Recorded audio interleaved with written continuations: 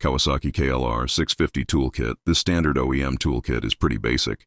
It has been said by many over the years that the KLR is the tractor of dual sport adventure motorcycles. It has also been said that it is unkillable. My experience with the KLR is minimal. I have owned many motorcycles over the years, but my first KLR was my new purchase of the 2023 model.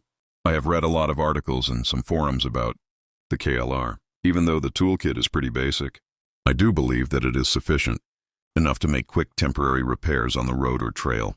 I did add Loctite, a few zip ties, and some push-button rivets to the bag. By doing this, it did not take up much space and there is no noticeable weight. I still think this decision should be made by the individual rider. And again, it may depend on what your destination is and how hard and far that you ride. Thank you for taking the time to watch this video. I will see you out there on some old back road.